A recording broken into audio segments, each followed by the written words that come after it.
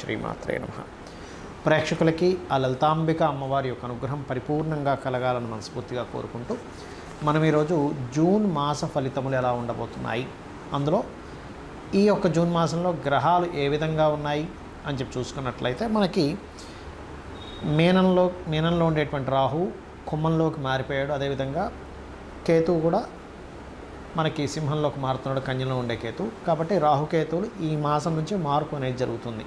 అదేవిధంగా శని మీనరాశిలోని, మేషంలో శుక్రుడు, రవి బుధులు ఇద్దరు కూడా వృషభ రాశిలో ఉంటూ ఆ యొక్క బుధుడు 6వ తేదీ మిథునంలోకి మారుతున్నాడు. అదేవిధంగా మిథునంలో గురువు ఉంటున్నాడు. గురువు దగ్గరికి చేరుతున్న బుధుడు 23వ తేదీ మరలా కర్కాటకంలోకి వస్తున్నాడు. అదేవిధంగా 6వ తేదీ నుంచి కర్కాటక రాశిలో నీచబడి ఉన్నటువంటి కుజుడు కేతువును కలుస్తున్నాడు. కాబట్టి ఈ యొక్క గ్రహస్థితిని అనుసరించి ద్వాదశ లగ్నాల వారికి, లగ్నం తెలియని వారు రాశి వారికి ఎలా ఉండబోతుంది, ఏ విషయాల్లో జాగ్రత్త తీసుకోవాలి, ఎటువంటి విషయాలు చాలా బాగా కలిసి రానున్నాయి అనేటువంటి విషయాలని, మరియు ఏ దేవతారాధన చేసుకోవాలనేటువంటి విషయాలని చెప్తుంది నేనైనప్పటికీ కూడా చెప్పేస్తుంది సాక్షాత్ లలితా అమ్మవారిగా భావిస్తూ ఒక్కొక్క లగ్నం గురించి, లగ్నం తెలియని వారి రాశి గురించి మనం తెలుసుకుందాం. మీన లగ్నము, మీనరాశి. మీనం వారికి చాలామందికి ఏంటంటే ఇప్పుడు ఏలినాడు శని రాశిలో ఉంది కదండి అనేటువంటి భయాందోళన చెందుతూ ఉన్నారు. ఒకటే గుర్తుపెట్టుకోండి, మీనం వారికి ప్రధానంగా ఇక్కడ ఏమిటంటే రాశిలో ఉన్నటువంటి శని ప్రధానంగా ఇక్కడ ఇచ్చేటువంటి రిజల్ట్స్ ఏమిటి అంటే కొంచెం బద్ధకాన్ని ఇస్తూ ఉంటుంది, గుర్తుపెట్టుకోండి. అయితే ధనాధిపతి రవిక్షేత్రంలో వెళ్ళినందుకు, కేతువుతో కూడినందుకు తండ్రితో తెలియని చిన్న చిన్న మిస్అండర్స్టాండింగ్స్, గొడవలు జరుగుతూ ఉంటాయి. గవర్నమెంట్ వ్యక్తులతోని, గవర్నమెంట్ రిలేటెడ్ సంబంధించిన అంశాలలోని. కాకపోతే శుక్రుడు 2లో ఉన్నందుకు కొంచెం వ్యాపారాల్లో ఖచ్చితంగా మంచి యోగం అయితే ఉంది, అందులో ఎటువంటి సందేహం లేదు. ఏదైనా ప్రాపర్టీ కొనుగోలు చేయడము, కొత్త కోర్సెస్ చేయడము ఇటువంటివి బలంగా చూపిస్తున్నాయి. డబల్ ఫ్లోర్ బిల్డింగ్ కానీ, ఎక్కువ ఫ్లోర్లో ఉన్నటువంటిది కానీ, లేనట్లయితే ఎవరితోనైనా పార్ట్నర్షిప్లో ఏదైనా ప్రాపర్టీ కొనుగోలు చేయడం, తోటలు ఇట్లాంటివి కొనుగోలు చేయడం కూడా బలంగా సూచిస్తున్నాయి. అయితే ఇక్కడ ఎప్పుడైతే ఈ యొక్క బుధుడు 23వ తేదీకి పంచమంలోకి వస్తున్నాడో, ఇక్కడ కమర్షియల్ ప్రాపర్టీ ఏదైనా సరే పూర్వీకుల ఆస్తులకు సంబంధించిన దాంట్లో ఉన్నట్లయితే ఆ యొక్క ప్రాపర్టీస్ మీకు రావడం జరుగుతుంది. నిత్య జీవితంలో ఎక్కడో ఒక స్ట్రక్ అవ్వడం, అరే అసలు నేను ఎందుకు ఆగిపోయాను అనేటువంటి ఒక స్థితిలోకి వెళ్ళడం జరుగుతూ ఉంటుంది. లగ్నం నుంచి 6వ స్థానంలో కుజుడు కేతువు ఉన్నందుకు గుర్తుపెట్టుకోండి. అలాగే మరొక విషయం ఏంటంటే ఈ సప్తమ స్థానాధిపతి అయినటువంటి బుధుడు చతుర్థ స్థానంలో లగ్నాధిపతితో కలిసి ఉన్నందుకు మీకు మరియు మీ జీవిత భాగస్వామికి ఏదైనా బ్యాంకింగ్, మార్కెటింగ్ సెక్టార్స్లో ఉద్యోగాలు రావడము, లేనట్లయితే దానికి సంబంధించిన కొత్త కోర్సెస్ ఏదైనా చేయడం అనేటువంటి చాలా స్పష్టంగా గోచరిస్తుంది.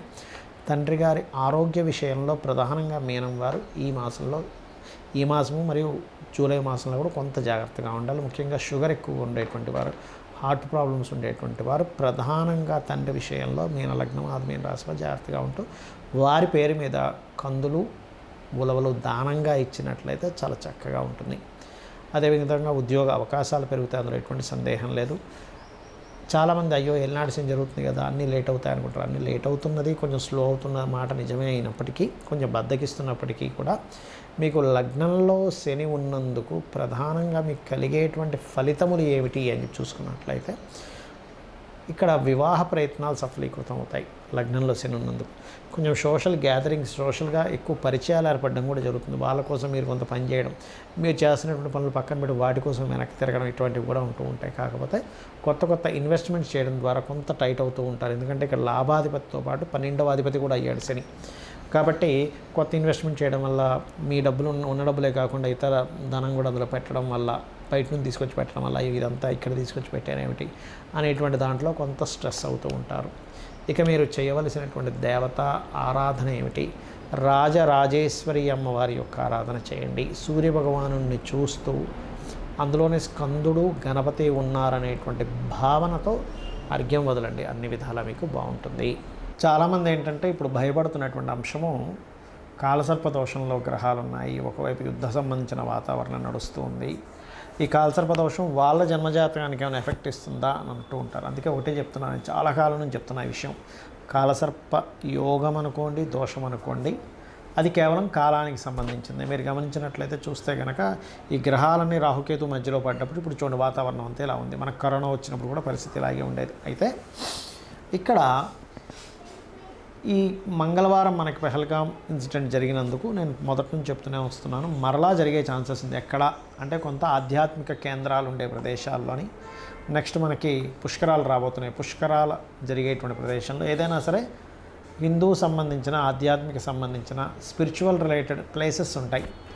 అటువంటి ప్రదేశాల్లో మనుషులు ఎక్కువగా తిరిగేటువంటి ప్రదేశాల్లో హైదరాబాద్ లేదా కేరళ సముద్ర ప్రదేశాల్లో సముద్రపరంగా కొంతవరకు యుద్ధ ఇవి కూడా వస్తాయని, అంటే కొంతవరకు అటాక్స్ జరుగుతాయని చెప్పుకున్నాం మనం. అటువంటివి వస్తున్నాయి కాబట్టి ఆ యొక్క విషయాల్లో జాగ్రత్తగా ఉంటూ, ఇక్కడ ఏంటంటే గుర్తుపెట్టుకోవాల్సింది గోచార ఫలితాలు ఏవైతే ఉన్నాయో అవి 10 to 15% మాత్రం. అంతా కూడా మన జన్మజాతకంలో లగ్నం ఎలా ఉంది, ధనస్థానం ఎలా ఉంది,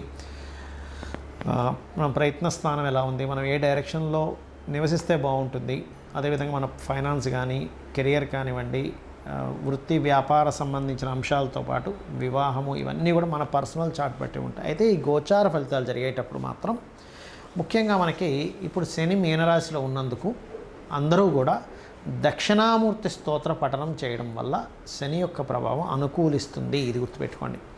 దక్షిణామూర్తి ఆరాధన మరియు కాలభైరవ అష్టకము, అదేవిధంగా గోవులకి పిడికడు బెల్లం పెట్టడము, వీటి వల్ల ఏమవుతుందంటే అకారణంగా అకాలంలో వచ్చేటువంటి ఇబ్బందులు ఏవైతే ఉంటాయో ఇండియా మొత్తంలో మీరు ఎక్కడున్నా కూడా, ఎందుకంటే ఇప్పుడున్న పరిస్థితులు బాలేవు, మీరు ఎక్కడున్నా సరే ఆ కాలభైరవుడు దక్షిణామూర్తి ఆ సమయానికి ఒక స్ఫురణలా కలిగి మీరు అక్కడి నుంచి ఇబ్బంది నుంచి బయటపడతారు. సో ఇవి చేయండి. అదేవిధంగా ఇంకొంతమంది నన్ను అడుగుతున్న ప్రశ్న ఏమిటంటే, ఏమంటే కాలసర్ప యోగం లేదా దోషం మా జాతకంలో ఉన్నప్పుడు గోచారంలో కాలసర్ప యోగం కలిగినప్పుడు అదేమైనా ఎఫెక్ట్ ఇస్తుందా అని చాలామంది అడుగుతున్నారు. అది ఎప్పుడు ఇస్తుందో కూడా నేను మీకు క్లారిటీ ఇస్తాను. ఇప్పుడు ఉదాహరణకి ఎవరికైతే ఇప్పుడు చూడండి, ఇప్పుడున్న గోచారంలో మీనంలో రాహువు, సింహంలో కేతు ఉన్నాడు, కాలసర్ప దోషంలో గ్రహాలన్నీ పడున్నాయి కదా. ఇది ఎప్పటి వరకు ఉంటుంది? ఆల్మోస్ట్ జూలై మిడిల్ వరకు ఉండి, జూలై మిడిల్ తర్వాత కుజుడు బయటకు వస్తాడు. అలా 1 by 1 ఒక గ్రహం బయటకు వస్తుంది. అయితే నిజంగా వాళ్ళ పర్సనల్ చార్ట్లో రాహుకేతువులు కనుక కుంభ సింహరాశుల్లో ఉండి కాలసర్ప యోగం ఏర్పడితే కనుక ఇప్పుడుండే కాలసర్ప యోగం దానికి కనెక్ట్ అవుతుంది. అప్పుడు ఏమవుతుందండి, దీనికి ఏమిటి పరిహారం, అసలు దీనివల్ల ఏమవుతుంది అంటే సింపుల్, ఏమీ లేదు. మనకి చూడండి, ఇటొక గేట్ వేసేసి మధ్యలో అందరి నుంచి వస్తే ఇటు కదలకుండా అయిపోతుంది చూసారా. అలా ఏంటంటే కొంచెం మనకి వర్క్స్ అన్ని స్ట్రక్ అవుతూ ఉంటాయి. అలాంటప్పుడు దానికి పరిహారం ఏమిటి? రాహుకేతు గ్రహాల దగ్గర దీపారాధన చేసుకోవడము, చక్కగా ఆ యొక్క కాళహస్తికి వెళ్ళి ఆ పరమేశ్వరుని దర్శనం చేసుకోవడము, అక్కడ వీలైతే రాహుకేతు పూజ చేయించుకోవడము. చాలామంది ఏంటంటే కేవలం రాహుకేతువులకి ప్రాధాన్యత ఇస్తారు, కానీ అక్కడికి వెళ్ళినందుకు రాహుకేతువులతో పాటు అక్కడ ఉన్నటువంటి పరమేశ్వరుడి యొక్క అనుగ్రహం ద్వారా మనకి కష్టాలు తొలగిపోతున్నాయనే విషయం మర్చిపోతుంటారు ఆ దర్శనం ద్వారా. అదొకటి ముఖ్యంగా చేయించుకుంటూ మీకు దగ్గరలో ఆలయంలో రాహుకేతు గ్రహాల దగ్గర దీపారాధన చేయడము, లేనట్లయితే రావి చెట్టు కింద మనకి ప్రతిష్ఠ చేసిన ఉంటాయి, వాటి మీద పసుపు కుంకుమ గంధం కలిపినటువంటి వాటర్ని వేయడము, ఇవి ఎక్కువగా చేస్తుండాలి. అయితే మనకి రాహుకేతువుల మార్పుల వల్ల ముఖ్యంగా మనకి జరిగేది ఏమిటంటే, కేతువు మార్పు వల్ల ల్యాండ్ రేట్స్ చక్కగా పెరుగుతాయి, బంగారం కొంతవరకు ఆగుతుంది ఒక దగ్గర. గురువు మిథునంలోకి వచ్చినందుకు కొంచెం వాణిజ్య సంబంధించిన విషయాల్లో బాగుంటుంది. కాకపోతే మీనంలో శని ఉన్నందుకు కొన్ని, అంటే సహజంగా ఇండియా పాకిస్తాన్ యుద్ధం పక్కకు పెడితే వాళ్ళ స్ట్రైక్స్, సర్జికల్ స్ట్రైక్స్ ఎక్కువ జరిగే ఛాన్స్ ఉంది. కానీ వేరే దేశాలు ఇన్వాల్వ్ అయితే మాత్రం అణుబాంబులు వేసుకునేటువంటి ఛాన్సెస్ వరకు వెళ్తుంది. వేరే దేశాలు అన్నీ కనుక ఇన్వాల్వ్ అయితే, కేవలం వీళ్ళిద్దరి మధ్యన అయితే అంతవరకు వెళ్ళదు అనేటువంటి చాలా స్పష్టంగా గోచారం చూపిస్తుంది. ఎందుకు చెప్తున్నా అంటే చాలామంది ఈ ప్రశ్న నన్ను అడుగుతూ ఉన్నారు. ఇదొకటి. అయితే పరిస్థితులు ఎలా ఉన్నప్పటికీ కూడా మీరు గనక దక్షిణామూర్తి ఆరాధన, కాలభైరవ అష్టకము కనుక చదువుకుంటూ అమ్మవారి ఆరాధన కనుక చేసుకున్నట్లయితే ఖచ్చితంగా అమ్మవారి అనుగ్రహంతో మీరు ఎటువంటి ఇబ్బంది లేకుండా బయటపడతారు. బయటపడాలనే మనస్ఫూర్తి కోరుకుంటున్నాను.